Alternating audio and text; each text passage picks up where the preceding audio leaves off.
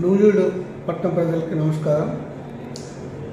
ఇప్పుడు మనకి గణేష్ చవితి సందర్భంగా మన నూజివీడు పట్టణంలో 55 వరకు మండపాలు పెట్టారు.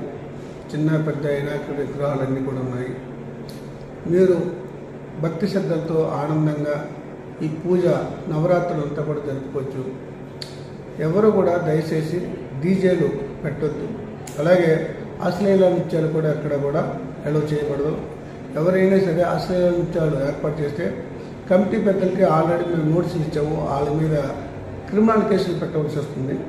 అలాగే డీజేల వల్ల ప్రజలు చాలా ఇబ్బంది పడుతున్నారు. దీనికి నిన్న నల్లజర్లలో ఎస్పీ గారు కూడా మాట్లాడుతూ, రాజమండ్రి ఎస్పీ గారు, దీనివల్ల చాలామంది ముసలి వాళ్ళు, వృద్ధులు ప్రాణాలు కోల్పోతున్నారు సౌండ్ పట్టగా. ఎందుకంటే హార్ట్ అటాక్ ఉన్న వాళ్ళు ఎక్కువ డిస్టర్బెన్స్ వింటే వారికి ఒకేసారి స్ట్రోక్ పెరిగి వారు చనిపోతారు. ఎవరు కూడా డీజేలు పెట్టొద్దని పైనుంచి ఆర్డర్స్.